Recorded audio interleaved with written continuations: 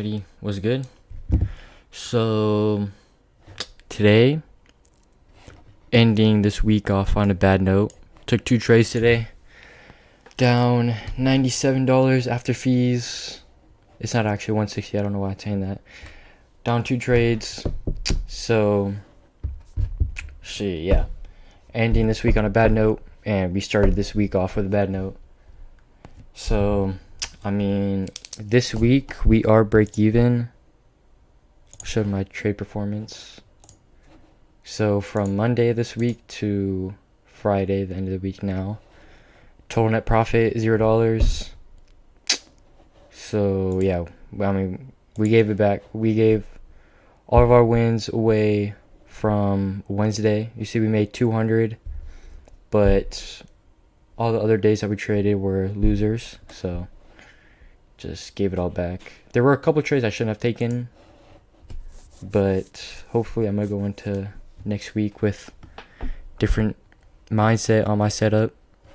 So yeah, let me show SPY. So yeah, 2 trades. We've been kind of pumping up all day, so I went long twice. Still got stopped out. So first trade was a few hours in the market right here, and then let me pull up the video just so you can kind of see where I got stopped out at. So waiting for the pullback, have my limit order on, tracking it with the EMA,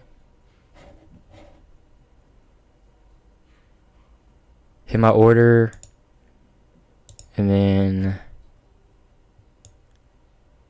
just didn't go my way like immediately, but it took a couple minutes to get down there. It's kind of just slowly moving down, but honestly, I saw once we kind of close, like once we open a new candle below EMA, that's when the trade doesn't look so good. I mean, sometimes it does happen where it opens below EMA but still comes up to my target.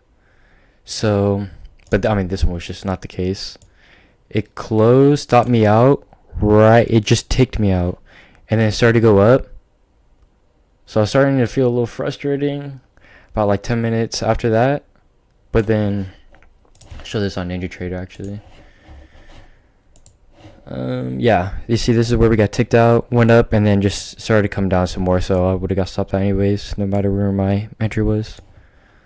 So yeah, that's the first trade, and then let me show the second trade. It's a little later. Took it right up here. So I mean, this setup is kind of iffy just because you don't know whether or not to take it when we're so extended to the upside like this. But I just gotta take all the setups I can and then figure out what the probability is on them. So I just have to do more analyzing with my trades.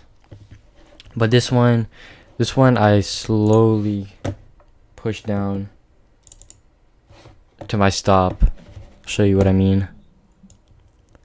Again, limit order, tracking with the EMA. This one took a little while. I figured it might take a little while just since it today, like the pullbacks to the EMA took a while, so I figured it would take a while again. So hit my entry, started coming down slowly. I mean, you see like here, these candles, they closed above but just kept going up and down. So I mean, this one opened below but then closed up here, so it looked okay, but then just started slowly coming down. Hit my stop, and yeah, that was kind of at the top of today. So I mean, my setup was there, so I took it.